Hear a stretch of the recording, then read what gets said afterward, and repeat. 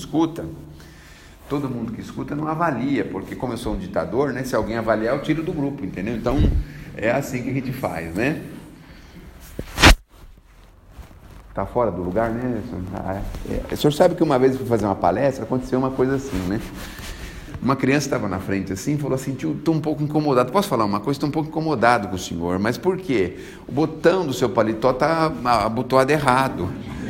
Incomoda, né? A gente fica meio incomodado, não é mesmo? Então, nós vamos tirar o nosso tema de hoje deste livrinho aqui, Palavras de Vida Eterna. Esse livrinho aqui é uma das obras da sequência do Chico e o Emmanuel, que trazem assim um pequeno contexto do Novo Testamento, e aí ele faz uma dissertação a respeito dessas frases. Eu preciso me acalmar um pouquinho, porque senão depois eu começo a falar um monte de coisa e aí as pessoas ficam aborrecidas. Mas o que acontece é o seguinte: nós precisamos conhecer o Evangelho de Jesus. Já falaram isso para vocês? Todo mundo já? Alguém já falou? Disse que uma vez o Chico foi questionado, foram lá falar para ele: escuta, Chico, porque os espíritas, eles gostam de novidades, não é? A maior novidadeira que teve no mercado era a Zíbia Gasparetto. Agora ela precisou ir embora, então nós não temos muitas novidades. Mas quando o Chico estava aí, e aí o que aconteceu? Bom, a Zíbia tem 67 obras, mais ou menos, espíritas, né? Na verdade, as obras espíritas verdadeiras são só as 10 ou 15 primeiras. Depois que ela perdeu contato com aquele espírito, que era... Como é que era o nome do primeiro que manifestava por ela? Quem é que sabe? Lúcio, que tem os primeiros livros dela, esse aí? Sabem ou não? Não sabem? Oh, poxa vida. Os últimos aí sempre assim, Lúcio, né? Os últimos não. Esses primeiros, ela teve um problema com esse espírito e o espírito precisou se despedir dela. Ela não pôde continuar mais trabalhando com esse espírito. Mas esses primeiros livros da Zíbia são os livros que trouxeram muitos de nós para a casa espírita. Olha que interessante. Então ela tem esse mérito fabuloso de ter trazido um público imenso para a doutrina espírita por conta desses primeiros livros do Lúcio. Está me fugindo o nome, mas daqui a pouco eu vou lembrar. Vou lembrar o nome aqui e a gente vai falar. E porque era uma doutrina espírita muito básica, muito pura, dentro de um romance. Depois ficou assim um pouquinho diferente, os romances começaram a ficar muito extensos, a doutrina começou a ficar mais escassa dentro dos romances, mas continuou e chegou até 60, quase 70 obras. Mas o Chico, então, recebeu uma visita lá e disse: escuta, Chico, qual é a novidade aí dos espíritos para nós? Não tem alguma novidade? Bom, 420 obras, né? Pelo amor de Deus, né? Será que precisa de mais alguma novidade? Meu Deus do céu. Aí o Chico falou isso: olha, os espíritos estão dizendo... Você sabe qual é a maior novidade que o Chico falou? Você nunca ouviu isso? Não, né? Ainda bem, né? Pelo amor de Deus, as pessoas ficam falando coisa repetida, né? É ruim, não é? Nossa, mãe do céu. Isso aqui que você tem aqui é um brinco? Meu filho também tem um desse aí. Tem um brinco também. E você pôs porque esse aqui você foi obrigado? Você porque sim, você que quis, né? Ninguém te obrigou. Em casa foi eu que obriguei meu filho a pôr o brinco. Eu obriguei ele a pôr o brinco porque, né? A gente precisava saber, identificar ele, né? Um grande número de pessoas, assim, né? Ele queria pôr na língua, mas eu falei: na língua não dá porque fica com a boca fechada. É melhor deixar fora, né? Então, ficou melhor. Bom, aí perguntaram para o Chico a maior novidade. Olha só que coisa. E o Chico disse assim: a maior novidade do Evangelho, a maior novidade que nós temos para falar do Evangelho, continua sendo o Evangelho do nosso Senhor Jesus. Olha só, a maior novidade que nós temos. Por que, meu Deus do céu? Porque nós estamos tão distantes de entender as informações do Cristo. E vocês sabem o que é melhor ou pior do que isso? É o seguinte: tudo que está no Evangelho foi o que o Cristo viveu. Mas nem tudo que o Cristo viveu está no Evangelho. Olha que coisa. Dizem as más línguas, tinha aí um tal de João, aí que depois ficou conhecido como vulgarmente Apocalipse, né? Ficou vulgarmente conhecido assim, que se tivéssemos que escrever tudo que Jesus viveu e deixou de ensinamentos não teria espaço para colocar em livros e bibliotecas. Fiquei pensando, falei, poxa vida, nós temos apenas um substrato, assim, uma coisa muito pequena, muito condensada do que Jesus deixou, que é o Evangelho, muito condensada. Existem pessoas que gostariam até de suprimir todo o Evangelho e permitir só que ficasse o Sermão do Monte, as bem-aventuranças. Teve aí umas pessoas que fizeram esse movimento, deve tirar tudo, ficar só o Sermão do Monte. Mas aí, os espíritas xiitas, vocês conhecem os espíritas xiitas? Os espíritas xiitas são aqueles mais firmes, mais fanáticos. Eu já fui xiita também, agora eu estou mais moderado, estou mais tranquilo, né? Já fui. Xiita é aquela pessoa decisiva, brava, defende tudo, todos, e está disposto até a dar a própria vida para isso, entendeu? Bom, aí os espíritas xiitas não permitiram, porque eles lembraram uma coisa interessante. Diz que o tal do Mohammed, eu falo assim, o tal com respeito, que de repente um escuta isso aí, vai lá na minha casa, é perigoso, né? Tem que falar direitinho, com muito respeito. Mohammed, ele, então, quando esteve entre nós, não é?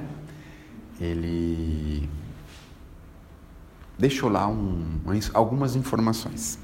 Ele até reconheceu Jesus como sendo um grande profeta, certo? Mas aí ele caiu numa besteira grande de acreditar e aceitar ser venerado como o próprio Deus. Olha só. Bom, depois que ele foi embora, rodeado de 6 ou 7 esposas, ele era maior do que Jesus, né? Imagina, Jesus foi na cruz, né? Ele foi rodeado de 6 ou 7 esposas, problema de saúde, né? Não foi uma conspiração, não foi na cruz, não foi nada disso. Não andou Gólgota, nada, então, mas ele era maior do que o Cristo, mas tudo bem. Vamos admitir pelo menos assim para a gente poder discutir o assunto, certo? E aí o que aconteceu? Aconteceu que os seus seguidores, até hoje, né, nós temos os seguidores do Mohammed, eles então pensaram assim, bom, tudo que tinha escrito antes do Mohammed não tem valor nenhum, porque ele trouxe a palavra divina. Sabe o que eles fizeram? Queimaram todos os livros. Aí passou uns anos, outros pensaram assim, mas tudo que escreveram depois dele também não tem valor nenhum. Sabe o que eles fizeram? Queimaram todos os livros. Olha só ficaram com o Alcorão.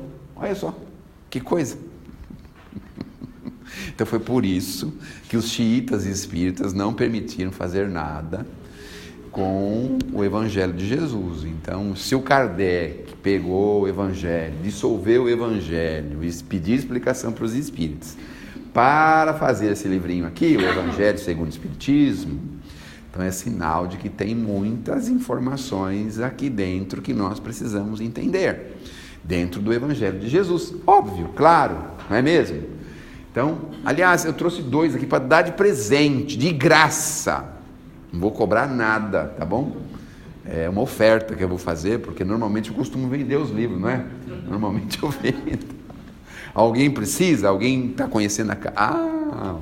Então, na verdade nós combinamos antes, né? Ela ia levantar a mão assim, né? Eu emprestei o meu. A senhora emprestou o seu? Fez um bom gesto, né?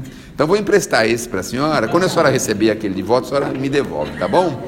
Então... Bom, nós temos esse livrinho aqui, nas palavras de vida eterna, aí nós vamos voltar naquele pontinho lá, que estou enrolando vocês, né? Estou enrolando direitinho, porque o pontinho é o seguinte, o Emmanuel pegou um trecho do Evangelho de Jesus e dissertou a respeito dele. Então, o que nós temos que entender é o seguinte, o que Jesus viveu, o que nós temos de Jesus é apenas uma pequena amostra que é o seu Evangelho, porque existem informações interessantíssimas aqui nessa abençoada biblioteca, que eu convido vocês a visitarem e pegarem livros emprestados. Tem um livro chamado Boa Nova, tem 3 ou 4 Boa Novas aí. Então lá tem informações de Jesus que não estão registradas no Evangelho. Olha só, interessante. São 30 capítulos A gente pode ler um por dia, e tem coisas de Jesus que só pode ser vivido por Jesus, não tem outro jeito, só pode ter sido vivido por ele, porque tem uma forma de colocar e uma didática, uma coisa tão impressionante. Coitadinho do Humberto de Campos, ele não teria condição de fazer isso. Então dá para ter uma ideia que ele pesquisou no mundo espiritual, porque no mundo espiritual tem todas as informações de Jesus. Olha só. Aliás, vocês sabiam, vou enrolar mais um pouco, que no mundo espiritual eles têm todas as informações da história do Brasil e do mundo? Que isso que a gente conhece de história, na verdade, é assim, talvez a parte mais assim, que poderia ser até esquecida da história, porque existem informações históricas no mundo espiritual impressionantes que os historiadores, obviamente seres humanos iguais a nós, e alguns assim com problemas de entendimento sobre esta ou aquela situação da vida. Então, por exemplo, se era um historiador que falava sobre medicina e ele era médico, vai contar coisas dos médicos.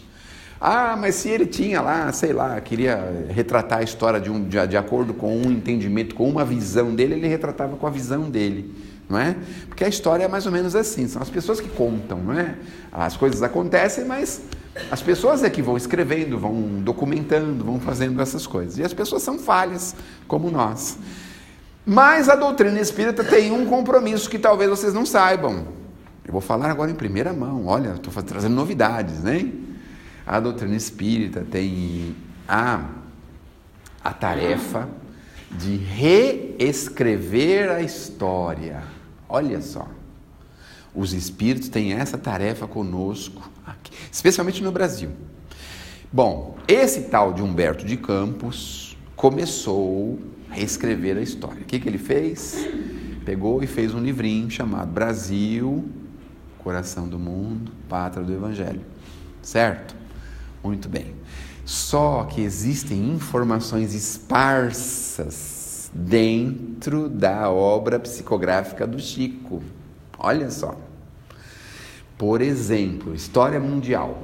Você pega lá o livro Paulo Estevam, aí o Emmanuel descreve como eram algumas cidades e algumas formas de vida nessas cidades.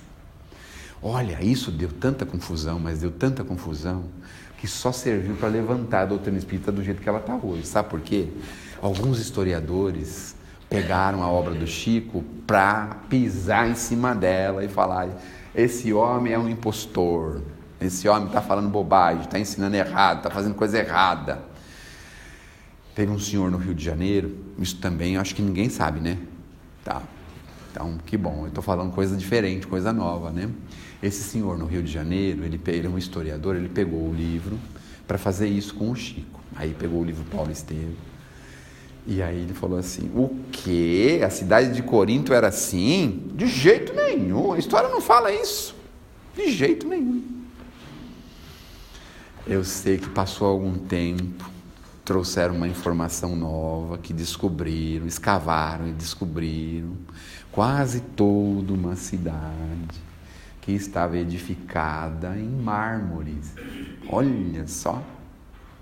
E o Emmanuel descreve isso no livro Paulo Estevam. Isso na década de 50. Descobriram isso em 2000 e alguma coisa. Imaginem só. Né? Então, a história do Brasil e do mundo, ela está esparramada dentro das obras do Chico. Então, você pega, por exemplo, algumas histórias, alguma coisa, conta pedaços do Rio de Janeiro, coisas do Rio de Janeiro, você pega André Luiz, você pega o próprio Humberto de Campos e outros autores, e aí você vai juntando o quebra-cabeça. É um trabalho dificílimo de fazer, mas nós espíritas temos esse compromisso. Algumas pessoas não sabem, né? Algumas estão aí vivendo, não é? Preocupadas assim com igual aquela preocupação da Maria. Lembra da preocupação da Maria e da irmã dela? Como é que era o nome da irmã da Maria mesmo? Marta. Muito bem, era Marta, isso. E aí fala: mas ela está lá Senhor, manda ela me ajudar. O que eu estou fazendo as coisas? Preciso fazer o almoço, preciso cuidar da casa. O que Jesus responde para ela? Vocês lembram? O que Jesus responde? Você lembra? Lembra? Responde. Fala aí para nós. É que o melhor é ficar com a Marta. Que o melhor ele estava passando para ela, que ela devia aproveitar aquilo. Lavar a roupa, fazer comida, todas essas coisas. Sabe o que vai acontecer? A vida inteira nós vamos fazer isso. A vida inteira. Eu vou dar um exemplo para vocês. Ó. A gente vai num restaurante bem chique. Vamos dar um exemplo de restaurante aí. Fala aí, você. O melhor restaurante que você já foi na sua vida. Não sabe? Eu queria que ele respondesse isso, mas não responde. Pode falar, seja sincero. Não sabe. E o senhor sabe? McDonald's, Burger King, esfirra chique. Existe esfirra chique? Não. Não, é... Habib's, Habib's. Esfirra chique é do meu tempo, do século passado, isso aí. Outback. Menino, é chique, hein? O que você comeu lá no Outback? Eu só fui uma vez para comer uma carne. Cebola, você comeu? Comeu também, né? Tá escondendo ouro aí, hein, rapaz? Você tá escondendo ouro, hein, rapaz? Aí a gente vai no Outback, sabe o que a gente pede? Arroz, feijão e batata frita. É a mesma coisa. Então você vai num restaurante sofisticado, vai comer arroz, feijão e batata frita. Sabe onde você come isso? Em cão, meu Deus do céu. E aí nós estamos na frente de Jesus, ele vai limpar a casa. Vocês já pensaram como que nós somos? Olha como é que nós fazemos. Estamos com Cristo na nossa frente. Fala, Senhor, espera um pouquinho, que agora, bom, eu não sei agora, eu tenho que limpar a geladeira. Oh, meu Deus do céu. Aí fala, tá bom, meu filho, pode limpar a geladeira. Olha o que ele falou para o Emmanuel, lá no livro 2000 anos. Olha o que ele falou. Falou, Emmanuel foi lá esperar ele na calada da noite. Estava esperando lá para conversar com ele, né? Não podia aparecer, né? Senador romano, assim, bonitão, né? Não podia aparecer para o público, né? Então ele ficou escondidinho. Quando Jesus passou assim, primeiro não conseguia nem ficar de pé.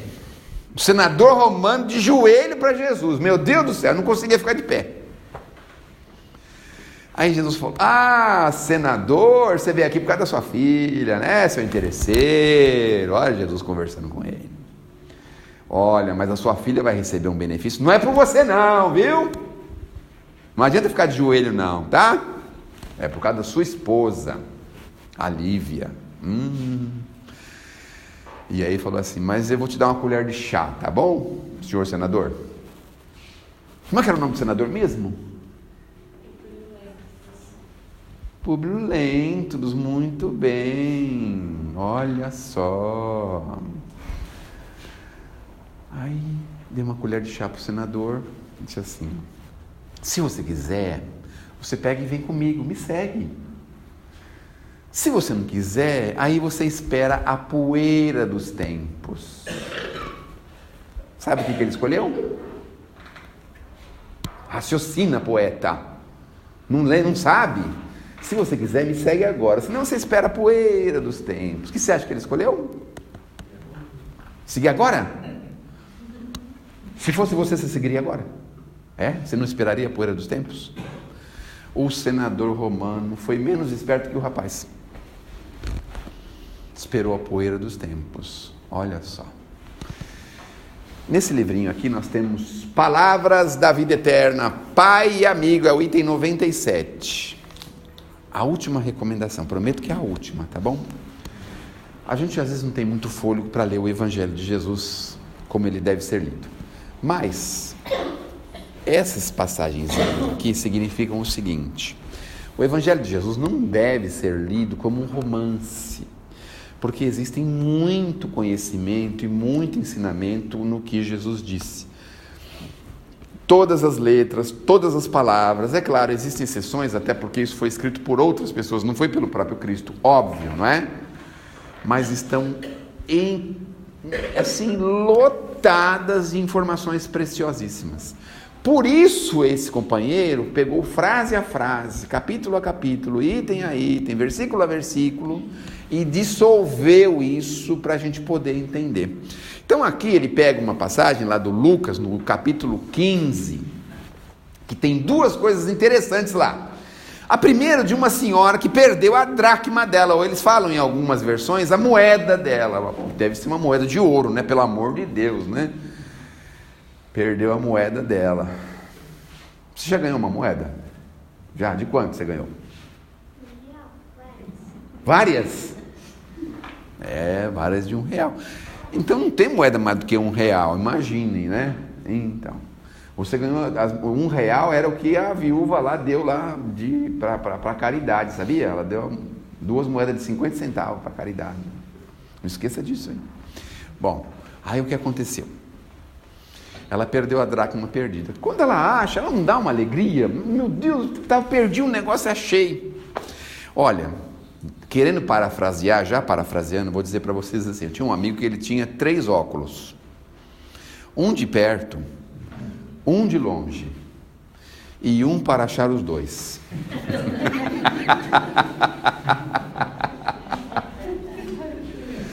Mas não é uma alegria quando a gente acha o óculos? Olha, outro dia eu vi assim, com muito pesar, um senhor, ele estava andando e ia uma rampinha com um negócio verde no chão. Como é que chama aquilo? Lodo, limpo, né? Não sei como é que forma isso. É água, né? Que vai passando e tal. Eu sei que o homem foi lá e ele resolveu patinar naquilo. E foi indo para lá e segura para cá e tenta para cá. E eu de longe olhando, pensando, meu Deus do céu. Daqui a pouco o homem cai no chão. O óculos dele voa longe. Ele levanta. Começa a procurar o óculos dele. Mas vocês precisam de ver a alegria dele em achar o óculos intacto dele. Ai, a alegria dele. Depois o óculos... parece que ele começou a ver o mundo outra vez, sabe assim? Nossa, que alegria, que alegria.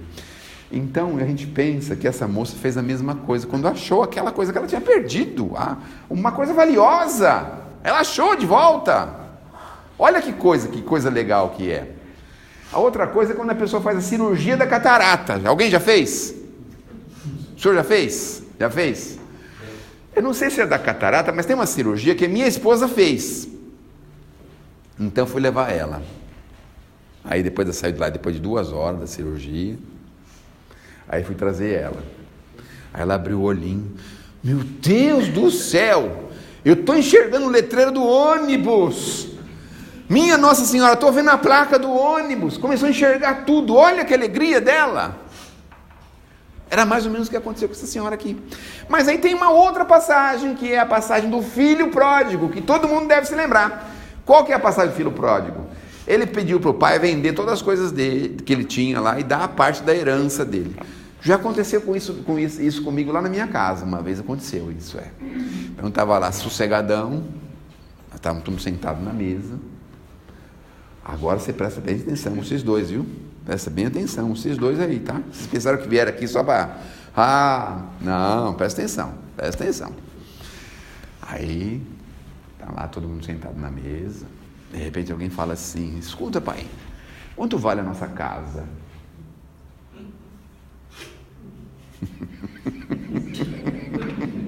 Alguém já recebeu essa pergunta ou não? Ninguém aqui? Mas não é uma pergunta assim capciosa, né? É uma coisa assim, né? Então vocês fiquem bem preparados quando alguém perguntar quanto vale a casa. Aí você já pergunta em seguida qual vai ser o primeiro que vai me pôr no asilo. Vocês já vão, na sequência já vai indo assim, certo? A gente já vai indo assim, tá bom? Então, o filho pródigo, já perguntaram? A senhora já sabe quem vai ser o primeiro na sua casa aí levar a senhora para o asilo? Eu fiz essa pergunta, o pequenininho levantou a mão, porque ele gosta de ganhar as competições. Aí o grande falou assim: não, pai, de jeito nenhum, vou levar o senhor para minha casa. Falei assim: muito bem, está gravado aqui, agora vou bater no termo, vai assinar 2 testemunhas que você declarou que você vai me levar para sua casa quando eu precisar, certo? Muito bem, então a gente já faz a pergunta na sequência. Então o filho pródigo fez isso, pediu para o pai vender as coisas e dar a parte dele. Olha só, Bom, aí o pai deu as coisas a parte dele. Olha que pai bonzinho, né? Os pais são bons. Naquele tempo já tinha pai bonzinho, olha só. Eu acho que Jesus já tinha uma visão de futuro, né? Porque hoje os filhos tripudiam em cima dos pais, fazem o que querem, né? Estou precisando trocar o carro, pai. E o que eu tenho com isso? Ah, não sei. Vende o seu e compra 2 melhor para nós, né? É assim, eles falam assim, né? Eu tive que fazer isso. Vendi meu Ford Del Rey em 1988. R$1.600 eu consegui vender.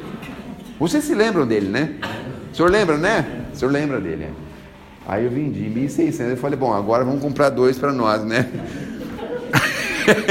800 dava para comprar uma bicicleta. Nós compramos 2 bicicletas boas, né? Nova, boa, de R$800 cada uma, né? Foi bom, não foi? A proposta dele foi boa, foi ótima, né? Então, já existia pai bonzinho, pegou e entregou para o filho a parte. O outro ficou lá chateado, aborrecido, achou que maltratou o pai, que foi mal criado, aquela confusão toda. Aí pegou o dinheiro dele. E o que ele fez com o dinheiro dele? Foi no Outback, foi não sei aonde, foi passear no McDonald's, sabe? Onde mais? Dá outro nome aí. Você sabe, rapaz, você sabe mais do que eu e está escondendo ouro aí.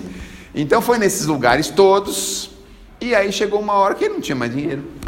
Olha só. Agora também fico pensando, sabe? Se a gente der a parte da herança para os nossos filhos, parece que assim, é como se a gente estivesse desmontando a família, né? Quer dizer, bom, vou dar só a parte aqui, essa aqui é a sua parte, agora eu fico sem parte nenhuma, então acabou, cada um vai para o seu lado, eu vou procurar a minha turma para fazer outro, vou criar de novo, vou começar de novo, né? Eu acho que tem que ser assim, não é assim que tem que ser? Porque deu a parte para o filho, acabou, não tem mais o que fazer. E aí eu fiquei pensando, por que o Emmanuel colocou aqui pai e amigo? Sabe por quê? Porque a obrigação de pai ele já tinha terminado. Ele já deu a parte da herança, já fez tudo que ele podia para o filho e acabou, pronto, encerrou o assunto. Aí o filho teve lá um monte de problema. Dizem até as más línguas. Olha só. Que ele foi almoçar num restaurante alemão. Só tinha carne suína. Restaurante alemão só tem carne suína, sabiam disso? Tem o tal de joelho de porco, tem uns negócios assim, é só carne suína, restaurante alemão. Muito bem, aí foi no restaurante alemão, só que ao invés dele comer carne suína, ele teve que comer a comida que os bichos que eram tratados no restaurante comiam. O que os bichos que eram tratados no restaurante comiam? O que os porcos comem? Então.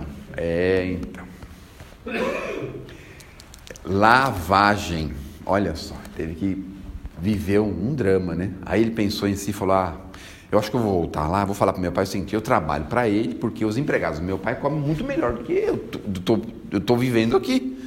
Vivo lá, simplesmente, sirvo ele, trabalho para ele, sou funcionário dele e tudo bem. A metade que sobrou dele, a Helena conseguiu manter metade da fazenda, metade das coisas, metade de tudo. E eu queimei toda a outra metade. Fui no Outback, principalmente. E aí queimei toda a minha metade. Coitado, ele pensou assim, justo hoje que eu tive que vir aqui. Quem é que é seu pai? Seu pai, quem é seu pai? Sua mãe? Está aqui? Nenhum dos dois? A senhora é a avó dele? Você vai com calma, quando você sair daqui, não briga com ela, não foi culpa dela, ela nem sabia que era eu que vinha, hein? Fica tranquilo, hein? Aí gastou todo o dinheiro, olha que confusão. Bom, olha só como que o pai recebe ele, de braços abertos. Aliás, quando ele vê o filho de longe, ele vai ao encontro do filho. Isso é um negócio chamado amor. O amor é um negócio autoexplicativo, olha que negócio. Não precisa explicar nada, amor não precisa explicar. Porque a gente vê umas coisas de amor que são tão curiosas, né? Então é assim, nossa, mas você ama o seu... Por exemplo assim, o pai pergunta para a filha sobre o genro. Você ama ele? Olha só. Mas por que, pai, você está perguntando? Você ama ele? Esse? E ela precisa explicar? É um negócio assim que não dá para explicar, é autoexplicativo. Aí o pai foi lá, filho dele, ex-filho, né? Eu vou explicar por que é ex-filho, está marcado aqui. Vai lá, recebe o filho, dá um abraço nele. A alegria de vê-lo de volta. Porque pensou, meu Deus, tinha perdido meu filho para o mundo. Aí abraça ele, aquela alegria, aquela coisa. Olha o que ele fala aqui, olha. E levantando-se foi para o seu pai. E quando ainda estava longe, o pai chegou a vê-lo. Moveu-se de íntima compaixão e correndo lançou-lhe ao pescoço e o beijou. Nessa hora, o pai não fala assim, gastou todo o meu dinheiro, né, sem vergonha, agora você está voltando aí, né? Ah, está vendo, se lascou todo o dinheiro, eu te falei que ia acontecer. Não fala nada disso. O que a gente está acostumado a falar, né? Quando nossos filhos batem a cabeça, se arrebenta todinho, não é assim? Por exemplo, assim, vai andar de bicicleta no quintal, escorrega lá, cai, falei que não era para andar aí, tem um degrau, te avisei, aí se lascou todinho. Eu tive um problema desse, eu estava no triciclo, aí meu primo estava me empurrando assim, aí passou um degrau, a roda do triciclo virou e eu fui por cima do triciclo, bati o queixo, pá! Mas a minha mãe, eu acho que ela já tinha aprendido isso, viu? Porque ela não falou nada, pegou, não falou nada para o meu primo, nem para ninguém. Simplesmente me pegou e me levou no hospital. E aí me deu uns pontos embaixo do queixo, assim. Falou, fica firme. Parece que dói, mas não dói. Ela falava assim para mim. Parece que dói, mas não dói. Seja firme, hein? Seja firme. Assim, mãe, assim. Querendo chorar, mas não chorava por causa dela, né? Dava a mãozinha para mim, assim, segurava na minha mão, assim. Fica firme, mais um pouquinho, já está acabando. Ai, ai. Ai, nossa. Não recriminou seu primo. Eu já tinha avisado. Não andar, não fazer. Não é assim que as mães fazem. Então ele falou, você foi lá, se lascou todinho, agora você vem, né, seu interesseiro? Não fala nada disso. Simplesmente recebe. E é sobre esse ponto que o companheiro espiritual Emmanuel pega isso. Sabe por quê? Porque ele cumpriu as obrigações de pai. Agora ele estava cumprindo uma obrigação de amigo muito querido. Aí ele fala assim, olha que legal. É possível que essa ou aquela falta te assombre o coração, impelindo-te ao desânimo. Errou, caiu, aí você fala, não tem mais jeito. Tem muito jeito.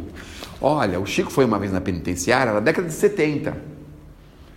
Aí chegou um preso e falou, Chico, eu não tenho mais jeito, tirei a vida de muita gente. Falou, claro que tem. Mas como? Falou assim, você já encomendou todos esses aí para os seus filhos da próxima encarnação. Para ser seus filhos. E eu que tenho 7 comedores de arroz e feijão em casa, outro dia estava pensando, falei, meu Deus do céu. Entre filho, cunhado, enteado e neto, já tem quase 10. Olha só. Será que era eu que estava perguntando para o Chico isso? Bom, na década de 70 eu já estava encarnado, então acho que não era eu não, era outro. Então, a gente se levanta, veja. A gente não fica pensando, às vezes faz alguma coisa triste, inconfessável. A gente não tem coragem de falar para ninguém. Não faz. Mas o nosso Pai nos recebe como nós somos. Isso é importante a gente saber. Escorregou, caiu, teve problema. Como nós somos. Eu conheci empresários que queriam tirar a própria vida porque perderam empresa, perderam patrimônio. Estavam em vias de perder até a própria família, estavam desesperados. É como se o pai falasse, deixa isso para lá. Mas eu fiz coisa errada. Não tem problema. Começa de novo. Olha como que é a reencarnação. A gente tem a oportunidade de recomeçar tudo que a gente fez errado. Corrigir, melhorar, ampliar, crescer com aquilo, aprender com aquilo. E a gente fica chorando pelos cantos. Ai. Assim, eu ia dar um exemplo que seria impróprio para essa reunião específica, mas a gente não pode ficar chorando pelos cantos. Levantar o ânimo, seguir em frente. Mesmo que errou, Fique firme. Continue. Vá em frente. Melhore. Isso é fácil. Parece tão difícil. Não é mesmo? Anseias respirar a fé pura, entregar-te aos místeres do bem, contudo, trazes remorso e tristeza.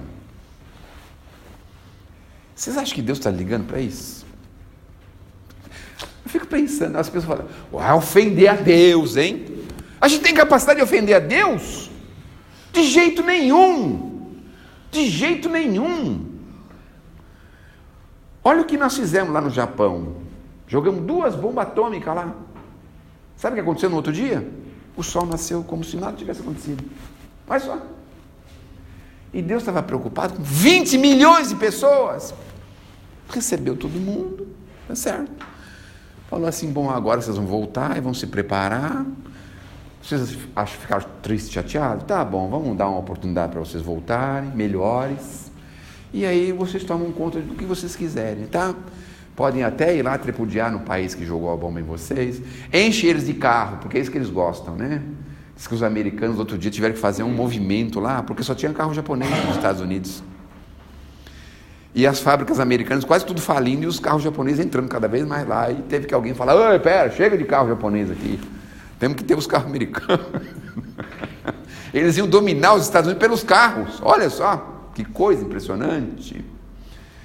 Aí um amigo estava falando assim, na minha natação tem um monte de japonesinho, só tem japonês. Todos eles aprendem a nadar. Meu Deus, mas por que os japoneses aprendem a nadar? Todos são obrigados a aprender a nadar. Você sabe nadar? Você aprendeu? Em escola? Aprendi na escola de natação. É. Também? É. Vocês são japoneses, não? Não, né? Então, vem assim com aquela vontade, aquela coisa de crescer, de se desenvolver. Não que o pai não tenha compaixão, não, nada, não é por isso que não é isso que nós estamos falando. Claro, é triste a gente ver pessoas morrendo, sabe? Essa bendita Segunda Guerra Mundial, não morreu só 20 milhões de japoneses, morreu 70 milhões de cristãos, 5 milhões de judeus. Os judeus estão todo ano tem que lembrar que os 5 milhões morreram. Mas e os 70 de cristãos, que ninguém fala? Ninguém fala. Bom, tudo bem. Então, erramos. Levanta e segue. Para de ficar chorando pelos cantos. Levanta e segue. Não deu certo? Tenta de novo, vai outra vez. A maioria dos empreendimentos e dos empreendedores de sucesso hoje erraram e caíram muitas vezes. Muitas vezes. Não dá nem para ler. Tem tantos que não dá nem para... o Michelin, por exemplo, o negócio do pneu da câmara de ar. Nossa, quantas vezes aquele homem... Thomas Edison errou não sei quantas 1000 vezes para acertar o filamento da lâmpada. Quantos e quantos que passaram... O Ford lá, o Henry Ford, quantas vezes ele teve que ir contra todo mundo com as ideias dele, imagina só. E a gente faz uma quitanda e não consegue ir para frente, aí passa o resto da encarnação, minha quitanda, perdi minha quitanda, meu Deus do céu. Ou infeliz, vai lá no Ceasa, compra uma caixa de caqui, põe na porta da sua casa e vende caqui e acabou e pronto. Ah, mas a prefeitura vai tomar, se ela tomar você vai lá e compra outra. Isso é rebeldia, né? É um pouco de rebeldia, né? É. Então, sem chorar pelos cantos. Essa é a ideia. Mas aí continua. Entretanto, recorda a providência divina e ergue-te. O amor de Deus nunca falta. Nunca, nunca. Olha, a gente vê às vezes as pessoas na rua, a gente vê essas pessoas vivendo um drama terrível, não é? Fala assim, mas por quê? A maior parte dessas pessoas, por que se abandonaram? Sozinhas. Elas se distanciaram da solução. Vai para a rua porque se abandonou. Não é porque faltou recurso, faltou possibilidade. E ainda assim, tem um bando de gente que vai lá, dar um apoio, levar um alimento, uma coisinha ou outra, para permitir que a pessoa siga mais um dia, vá mais um dia para frente. Ainda assim, a pessoa totalmente fora do contexto, ainda assim Deus inspira as pessoas para ir ajudá-las, para favorecê-las de alguma forma. Então, Nunca falta o amor divino, nunca, absolutamente nunca. Toda ferida terá um remédio adequado. Olha só. Mas não inventaram ainda um remédio. Como inventaram? Fico pensando, o Pai nos criou o universo. Será que Ele não sabe arrumar um puzinho que está saindo da nossa pele, uma dorzinha que nós temos não sei aonde? Será que Ele não sabe fazer isso? Resolver isso? Claro que sabe. Claro que sabe. Mas por que não resolve? Porque isso cabe a nós. É o mínimo que a gente pode fazer, cuidar do nosso corpo. As pessoas às vezes têm essa confusão, sabe? Elas querem transferir os problemas delas para Deus. Não quer transferir tudo. Será que vai pagar a minha conta de luz? Outro dia vi na internet, agora uma fofoca. Hein? O homem foi na porta do banco, pôs as contas dele tudo colada lá. Aí depois ele falou assim que no dia seguinte não estava devendo mais nada. Eu falei, meu Deus, mas eles não falam que banco que é esse, nem agência, porque eu também estava querendo ir lá. Ele falou um banco e uma agência, é muito aleatório isso. Tem que falar qual é, onde é, né? Porque, pelo amor de Deus, o que é isso? Mas a gente fica esperando isso. A gente quer que Deus resolva. Estou com uma dor no joelho lascado. Faz fisioterapia, vai na natação, faz alguma coisa feliz. Tem alguém que tem dor no joelho? Todo mundo, né? Todo mundo tem dor. Depois dos 18 anos, todo mundo tem, não é? Para todo desequilíbrio aparecerá o reajuste. Fixa no ensinamento do Cristo, na questão do filho pródigo. Olha o que ele fala aqui bonitinho. O reencontro não se deu em casa, com remoques, humilhações. Para o moço em dificuldade, não aconteceu isso. O pai dele recebeu de braços abertos, foi ao encontro dele. Imaginem se a gente apronta alguma com o pai ou com a mãe, aí toca a campainha e nem vem abrir a porta. Quer entrar aqui por um muro, não vou abrir a porta não, você aprontou comigo, você fez não sei o que, você fez não sei o que lá. É assim que a gente faz. E esse aqui não, ele abre a porta, vai atrás do filho, vai correndo lá, vê que ele está chegando. Bom, assinalando-o no caminho de volta, e quando ainda esteve longe, o pai, ao vê-lo, moveu-se de íntima compaixão e correndo, lançou-lhe ao pescoço e o beijou. O pai não esperou que o filho se penitenciasse, se arrastasse, não exigiu desculpas, não solicitou justificativas e nem impôs condições de qualquer natureza para estender-lhe os braços. Apenas aguardou que o filho se levantasse e lhe desejasse o calor do coração. Olha que sutileza. O filho desejou o reencontro. Nós precisamos de um motor chamado vontade. Olha só. Se a gente tem vontade de se aproximar do Criador, se a gente tem vontade de conhecer um pouquinho mais dessa tal liberdade que nós estamos querendo, né? Porque quando a gente conhece a verdade, ela nos liberta. Mas para tudo isso precisa de vontade. Sem vontade, sabe o que a gente faz?